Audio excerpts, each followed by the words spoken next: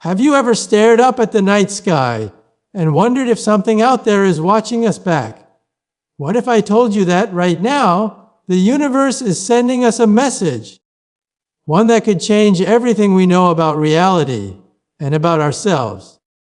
In the next few minutes, you'll hear a story that's been hidden from the public, a story that scientists are still struggling to understand. Before we dive in, I want you to comment with your city and let me know. Have you noticed anything strange in the sky lately? Because what I'm about to reveal might just explain it. If you want to stay updated as we uncover more about this cosmic mystery, make sure to subscribe and turn on notifications. We're just beginning to decode the universe's final warnings, and you won't want to miss what comes next. Share your thoughts below and join a community that's ready to face the unknown together. I haven't slept in 3 days, and I need to get this off my chest before it eats me alive. Before I go any further, I want you to do something for me. Drop your city in the comments, and let me know if you've noticed anything odd in the sky after dark. This isn't a NASA survey. This is personal. Because what I'm about to reveal could completely upend how you think about our place in the cosmos. Just under a month ago, an object we've labeled Trident Atlas shattered every predictive model we've ever built for how matter behaves in space. Not just bent the rules, obliterated them. And I should know, I've spent my entire adult life as a theoretical physicist, constructing those very models, trying to decode the universe's most fundamental laws. I've stared at equations that describe the birth of galaxies, the death of stars, the very weave of space-time. I've seen mathematical elegance that could move you to tears. But nothing, absolutely nothing, prepared me for this. No one else has seen anything like it either.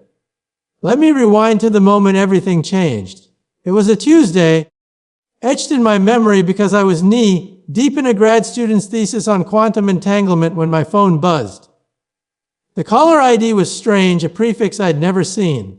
I picked up, and on the other end was Dr. Lena Park from the Deep Space Network. Her voice was trembling. "Dr. Malik," she said, "we need you to look at something, and you can't tell anyone what you're about to see. I've had my share of odd calls, consulting on black budget projects, theoretical work for agencies I can't name, conferences where you check your phone at the door. But this was different.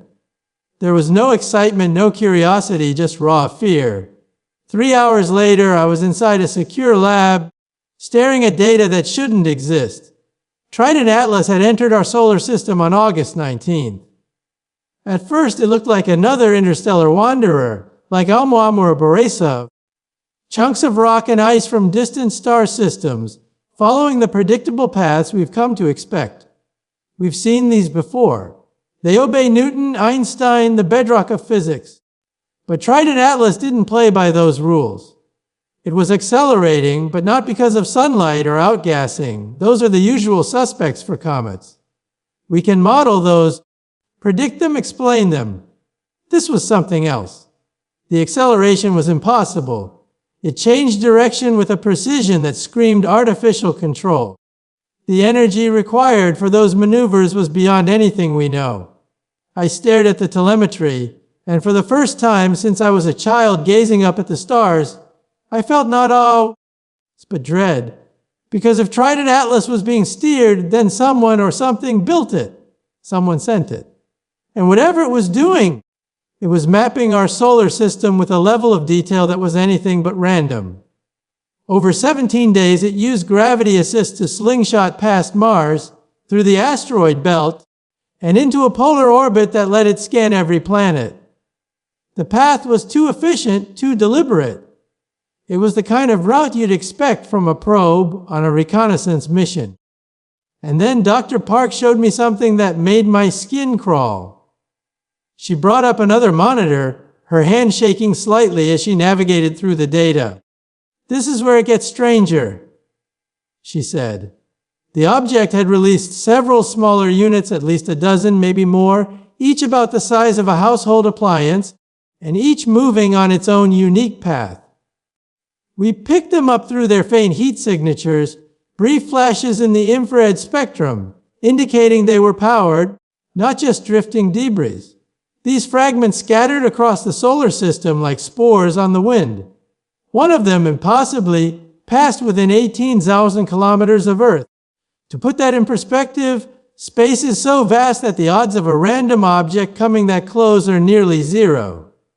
The fact that it adjusted its trajectory to achieve that proximity, that was no accident. Something wanted a closer look at us. I asked the question anyone would: have we picked up any signals? Any attempt at communication? Juchter. Park's face went pale. That's why you're here, she replied and played an audio file. It was only 4 seconds long. It wasn't a radio transmission, not a laser pulse, not anything that would fit the usual C-type protocols. Instead, it was a gravitational wave, an incredibly focused, brief pulse encoded with information. Our best quantum computers were still struggling to crack it, but they'd managed to decode the header. What they found made my blood run cold: a timestamp and a set of coordinates. The timestamp was 247 years in the future. The coordinates pointed to the site of the old Arecibo Observatory in Puerto Rico, except the dish had collapsed years ago. Someone, or something, was sending us a message from the future, or wanted us to believe they were. The next 6 days were a blur. I worked alongside a team of scientists who looked like they hadn't slept in weeks: physicists, cryptographers, linguists, people from agencies I'd never even heard of. We ran every simulation, tested every natural explanation, but nothing fit. The math was clear: Trident Atlas was not a natural object. It was a probe, and it was part of something much bigger. On the 4th day, an astrophysicist from MIT, whose work I'd admired for years, pulled me aside. "Malik," she said, "using my first name for the first time, we've been analyzing the trajectories of other interstellar objects, Oumuamua Borisov, and several others that never made the news." She showed me a 3D visualization. Every single one, when you trace their paths backward, originated from the same patch of sky, about 60-40 light years away. That's the same region where in 1977 we picked up the famous "wow" signal, a mysterious radio burst that lasted just over a minute and was never repeated. "They've been watching us," she whispered, "for at least half a century, maybe longer. These aren't random rocks. They're breadcrumbs left for us to follow." That night, I didn't sleep. I stood outside the facility staring up at the stars and realized something that changed me forever. We are not alone. We never have been. And whatever sent Trident Atlas and the others has been studying us with a patience that makes human history look like the blink of an eye. The implications of what we'd uncovered were staggering. For decades, we debated the Fermi paradox. If the universe is so ancient and so full of potentially habitable worlds, why haven't we seen any sign of other civilizations? There are countless theories. Maybe intelligent life is vanishingly rare. Maybe advanced societies self-destruct before they can reach the stars, or perhaps the distances are simply too immense for meaningful contact. But there's another idea, one that always seemed more like a philosophical exercise than a real possibility: the Zoo hypothesis. The notion that advanced civilizations are deliberately avoiding us, watching from afar, perhaps to protect us or to keep us contained. Trident Atlas made that theory feel less like speculation and more like a documented reality. We were being observed, studied, and now, for reasons we couldn't yet grasp, the observers were making their presence known. On the 7th day, the cryptography team made a breakthrough. They'd been running the gravitational wave data through every quantum decryption protocol available, treating it as if it were a message from a civilization far beyond our own. What they found was a sequence, mathematical, universal, the kind of thing any intelligence versed in physics would recognize. It was the fine structure constant, a number that governs the strength of electromagnetic interactions, one of the bedrock constants of our universe. But the value was off by a tiny margin, just 0.03%. In physics, that's not a rounding error, it's a seismic shift. The fine structure constant doesn't change. It's what allows atoms to exist, chemistry to function, stars to shine. If it were different even by a hair, the universe as we know it would unravel. Why would an advanced intelligence send us the wrong value? Unless it wasn't wrong at all. Maybe they were showing us what the constant is somewhere else, in another universe, or what it will become here. One of the CRN physicists, a specialist in particle physics, went pale when he saw the number. If this shifts by that much, he whispered, atomic structures become unstable. Chemical bonds break down. Life as we know it would cease to function, maybe not instantly, but within years. The room fell silent. Someone finally said what we were all thinking. They're not just making contact. They're warning us. But warning us about what? Was it a natural event, some cosmic phase transition that would alter the very fabric of reality? Or was it something else? Something intentional? I kept thinking about the timestamp in the message 247 years from now. Was that when the change would happen? Or was it when we'd finally be able to understand what they were telling us? The director of the project, a woman whose name I still can't reveal, made the call to classify everything. The data, the analysis, our conclusions, all of it was locked away under layers of security. The world isn't ready, she said. This would cause panic, chaos, maybe even collapse.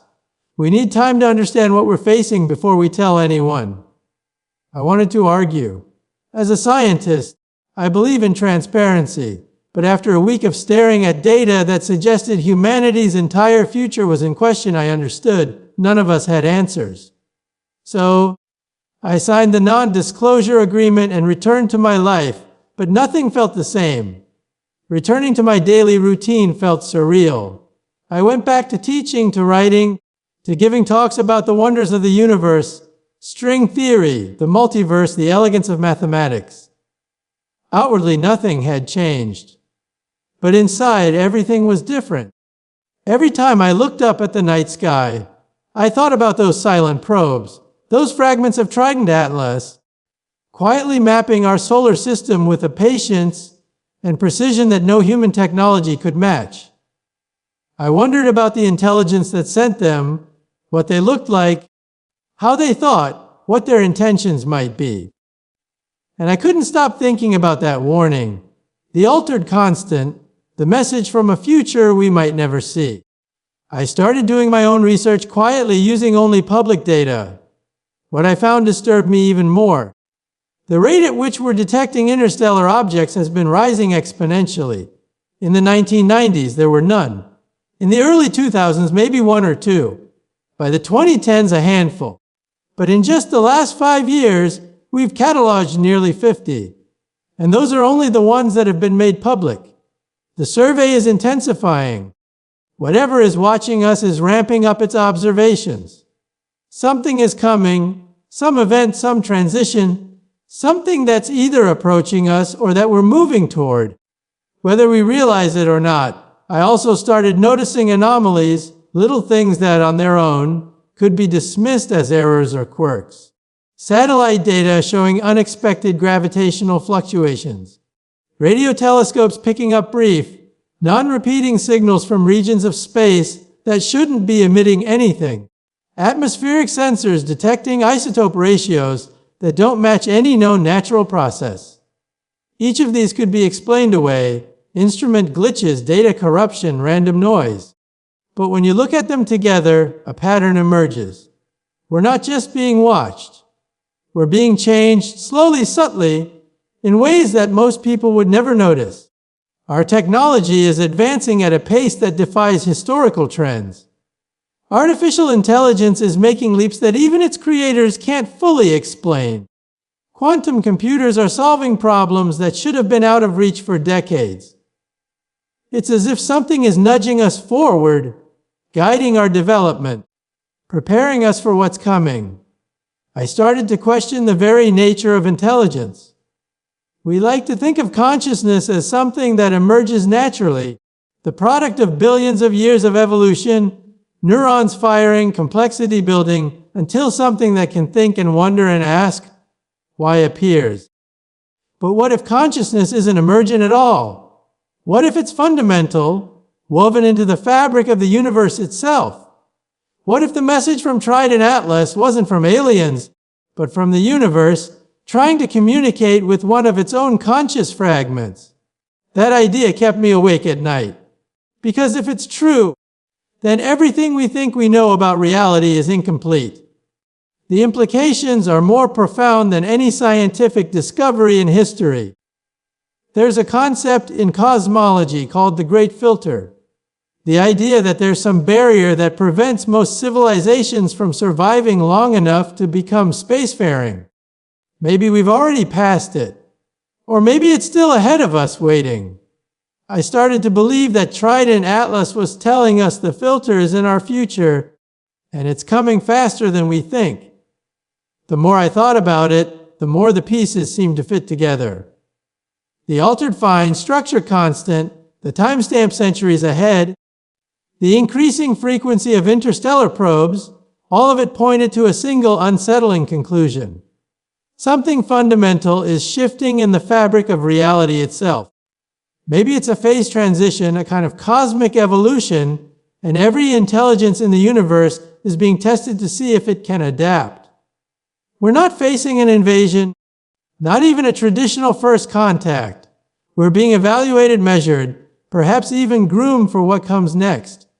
And I'm not convinced we're ready. I've spent years lecturing around the world, sharing my optimism about science and the future. I've told audiences that if we work together, if we trust in reason and discovery, we can solve any problem. But now, standing on the edge of a revelation that could rewrite everything, I'm not so sure. We're like children playing with forces we barely understand, building technologies that could either elevate us or destroy us, racing toward a future that might not include us at all. And somewhere far beyond our reach, something is watching, waiting and deciding if we're worth saving. I keep thinking about the Voyager probes, those tiny messengers we sent into the void, carrying golden records with music, greetings, and images of Earth. We hoped someone would find them and know we existed. But what if they did find them? What if our message was received not with curiosity, but with concern? What if, by announcing ourselves, we triggered a response from a galactic community that decided we weren't ready? Maybe they've been giving us time, watching us grow, waiting for us to reach a certain threshold. And now, because we've made ourselves visible, they have to decide what to do about us. There was one more detail in the gravitational wave message that I haven't mentioned yet. Along with the timestamp and the coordinates, there was a set of numbers that didn't make sense at first. Not a location in three-dimensional space, but something more abstract, a coordinate in a higher dimensional framework, the kind you only encounter in advanced theoretical physics. If you understand string theory, if you can imagine reality as a membrane vibrating in 11 dimensions, you might recognize it. I did. It was a point in the bulk, the space between universes, where the fundamental forces of nature first separated after the Big Bang. Whoever sent the message wasn't just watching us from within our universe. They were observing from outside, from a vantage point where all possible timelines and futures are visible. And they were trying to steer us toward one particular outcome. But I don't know if that outcome includes our survival. I've spent countless nights wondering what I would say if I could send a message back, if I could speak to whatever intelligence is out there, weighing our fate. Would I tell them about our violence, our mistakes, our capacity for cruelty? Or would I show them our art, our compassion, the beauty we create when we work together? Would I plead our case, or simply admit that we're still learning, still growing, still trying to become something better? I want to believe that matters. I want to believe that, in the end, our efforts count for something. But I can't be sure what matters to them, or even if they judge us by the same standards we use for ourselves. Maybe they see us as we see animals in a preserve, interesting, sometimes promising, but ultimately insignificant in the grand sweep of cosmic history. Or maybe, just maybe, they see a spark in us that we haven't yet recognized in ourselves. Some potential, some reason to intervene, to warn, to prepare us for what's coming. I want to believe that's true. I want to believe that our existence means something beyond our own small world. But the data doesn't care about my hopes. The truth is, Trident Atlas didn't just break our mathematical models, it shattered our assumptions about our place in the universe. We're not the center of anything. We're not the first to ask these questions or face these challenges. We're just the latest in a long line of civilizations, standing at the edge of a threshold we barely understand. The models we built to explain the movement of objects through space weren't wrong because of calculation errors. They were wrong because we assumed the universe was indifferent, that it ran on autopilot, following laws without purpose or intention. But Trident Atlas showed us that the cosmos is managed, curated, perhaps even maintained by intelligences so far beyond us that we can barely grasp their motives. And now they're making themselves known, not with grand gestures or dramatic landings, but with subtle hints, encoded messages, and mathematical puzzles that only a civilization advanced enough to be dangerous could solve. They're testing us, and I honestly don't know if we're passing. The non-disclosure agreement I signed will expire one day, maybe while I'm still alive, maybe long after I'm gone. But the truth always finds a way out. When it does, humanity will have to face what we've always suspected, but never confirmed: we are not alone. And we never have been. The cosmic community we're about to join doesn't need our permission to decide what happens next. I think about my students, the young scientists who come to my lectures with bright eyes and endless questions. They want to unlock the universe's secrets, to make discoveries that will change the world. What do I tell them? That the biggest discoveries have already been made, that the most important secrets are being kept, that the world they hope to change is already changing in ways we can't control. All I can do is encourage them to keep asking questions, to keep searching for truth, no matter how uncomfortable it becomes. That's all any of us can do. The universe is vast, ancient, and filled with wonders and dangers beyond our imagination. Somewhere out there, something is watching us, studying us, waiting to see if we're ready. If you've made it this far, I want you to think about this.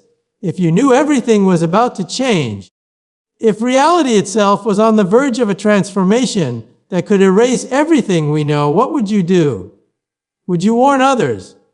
Would you keep it secret? Would you try to prepare, or would you simply stand beneath the stars and marvel at their beauty while you still can? Share your thoughts below. Tell me your city, tell me what you've seen, and tell me if you think we're ready for what's coming. Because ready or not, the universe is about to reveal what lies beyond our understanding. And I'm not sure any of us are prepared for the answer.